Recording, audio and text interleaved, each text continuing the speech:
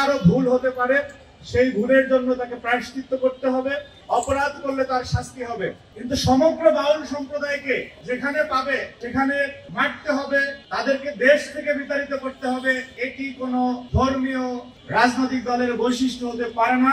বাউল শিল্পীদের পালাগানের কথোপকথনের কোনো অংশ ধরে তারপরে তৌহিদি জনতার নামে এই হামলা করা হয়েছে, তাহলে আমরা বিষয়টিকে ভুলভাবে জানছি। এটি সুস্পষ্টভাবে বাংলাদেশকে একটি ব্যর্থ রাষ্ট্রে পরিণত করার জন্য ইতিহাসের পরাজিত শক্তি আজকে সুপরিকল্পিতভাবে এই পরিস্থিতি তৈরি করছে বলে আমরা মনে করি।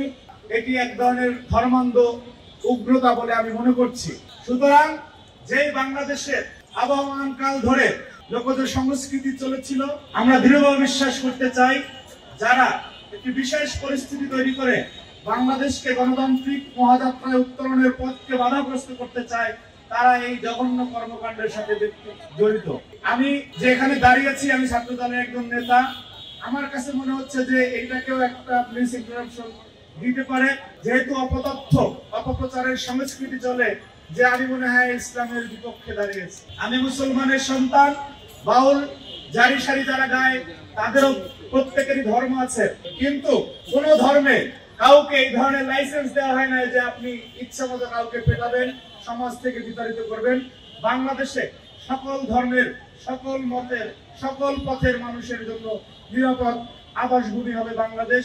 সেই লক্ষ্যেই সাম্য, মানবিক মর্যাদা এবং সামাজিক সুবিচারের বাংলাদেশ প্রতিষ্ঠায় এদেশে মুক্তিযুদ্ধ হয়েছিল এবং তারই ধারাবাহিকতায় 24 দেশে গণঅভ্যুত্থান সংঘটিত হয়েছে। সুতরাং আমরা স্পষ্টভাবে অনুধাবন করতে পারছি যে কোন বিশেষ শক্তি, কোন বিশেষ গোষ্ঠী যারা কিনা 5 আগস্টের পরে বাংলাদেশে তাদের বক্তব্যের মাধ্যমে সবচেয়ে বেশি ফিতনা ছড়িয়েছে, সমাজে বিশৃঙ্খলা ছড়িয়েছে, তাদেরকে বাউল বিতাড়িত করার কোনো লাইসেন্স বাংলাদেশের মানুষ দেয়নি। সুতরাং তারই প্রতিবাদে আজকে এই যে প্রতিবাদী গান অনুষ্ঠিত হচ্ছে, সেখানে আমি ব্যক্তিগতভাবে একজন সংস্কৃতি মানা মানুষ এবং সমাজের সচেতন মানুষ এবং বাংলাদেশপন্থী একজন নাগরিক হিসেবে আমি সংহতি প্রকাশ করছি।